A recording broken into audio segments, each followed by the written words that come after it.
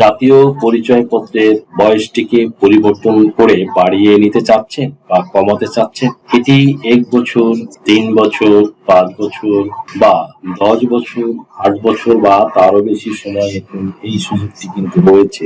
প্রায় 6টি ক্যাটাগরি কিন্তু ভাগ করে দেওয়া হয়েছে। আপনার দেখা যায় যে আপনার এনআইডি কার্ডের বয়সটাকে 3 বছর বাড়াতে চাচ্ছেন বা পরিবর্তন বা কমাতে চাচ্ছেন, সেই ক্ষেত্রে আপনার আবেদন করবে ক ক্যাটাগরি। কার্ডের বয়সটা যদি 5 বছর পরিবর্তন করতে চান, বাড়াতে বা কমাতে, সেই ক্ষেত্রে আপনার আবেদনটা পড়বে খ 1 ক্যাটাগরিতে। বয়সটাকে 7 বছর বাড়াতে বা কমাতে চাইলে আপনার আবেদনটা পড়বে খ 1 ক্যাটাগরিতে।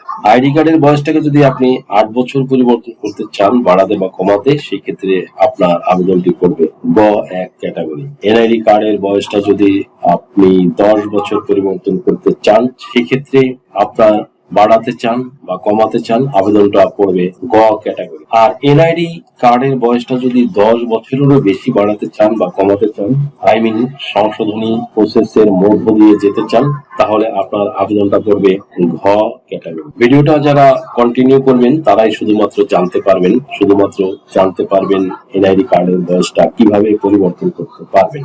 আর যারা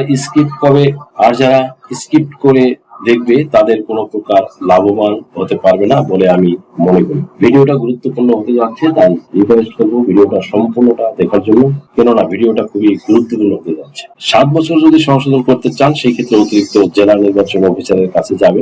আর 7 বছরের আবেদনটা যাবে কিন্তু সিনিয়র জেলা নির্বাচন বা অফিসার বা জেলা নির্বাচন অফিসারের কাছে। বয়স সংশোধনের ক্ষেত্রে বিভিন্ন ধাপে যেসব প্রয়োজনীয় ডকুমেন্টস গুলো লাগে, বাংলাদেশে সরকারের যে নির্বাচন কমিশন থেকে প্রকাশিত গেজেট অনুসারে কি কি ডকুমেন্টস বা এলিমেন্টস বা পেপারস প্রয়োজন হবে, সেইগুলো আপনাদেরকে এখন সেই প্রকাশিত বাংলাদেশ সরকারের প্রকাশিত গেজেট থেকে সরাসরি দেখানো।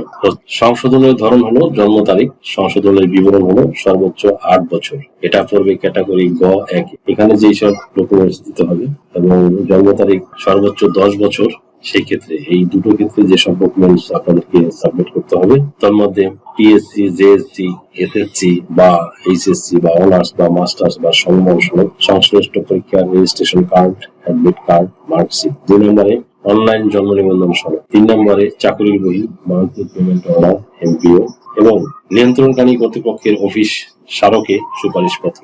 4 নম্বরে পেনশন বই এবং সংশ্লিষ্ট হিসাব রক্ষণ কর্মকর্তা কর্তৃক প্রত্যয়নপত্র।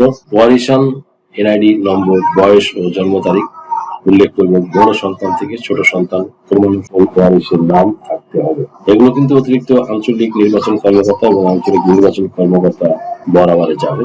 এনিওয়ে, 6 নম্বর আছে ভোটার পরিচয় নিবন্ধনের পূর্বে স্বীকৃত পাসপোর্ট। 7 নম্বরে মুক্তিযোদ্ধা সনদ কপি বা ড্রাইভিং লাইসেন্স কপি প্রযোজ্য ক্ষেত্রে। 9 নম্বরে সিভিল সার্জন কর্তৃক বয়স প্রমাণের রেডিওলজিক্যাল টেস্ট রিপোর্ট। 10 নম্বরে স্বামী স্ত্রীর এনআইডি প্রযোজ্য ক্ষেত্রে।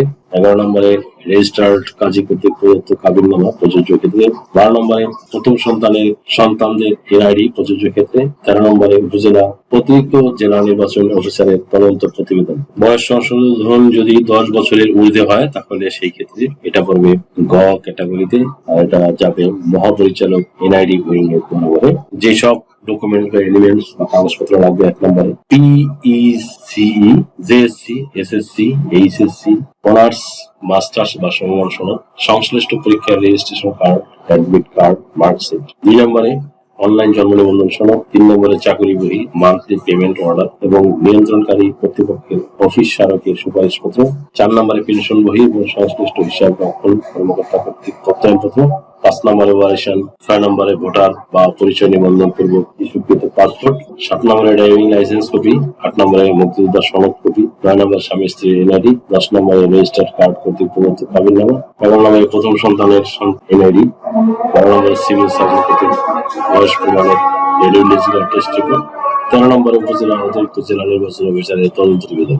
পরিশেষে বলতে হয় যে পিতামাতা বা নিজের সম্পূর্ণ নামের চেঞ্জ করতে, পিতামাতা বা নিজের নাম সম্পূর্ণ চেঞ্জ করতে এবং জন্ম তারিখ সংশোধন করতে এবং পিতামাতার সম্পূর্ণ নাম চেঞ্জ, নিজের সম্পূর্ণ নাম চেঞ্জ করতে আপনারা প্রথম শ্রেণীর ম্যাজিস্ট্রেট বা জুডিশিয়াল ম্যাজিস্ট্রেটের নিকট থেকে একজন আইনজীবীর মাধ্যমে একটি হলফনামা বা কোর্ট এফিডেভিট তৈরি করে আপনারা যদি সাবমিট করেন, তাহলে আর আপনাদের কোনো চিন্তার করার প্রয়োজন হবে না, আপনাদের এনআইডি কার্ডের সংশোধনটি অনায়াসে হয়ে যাবে।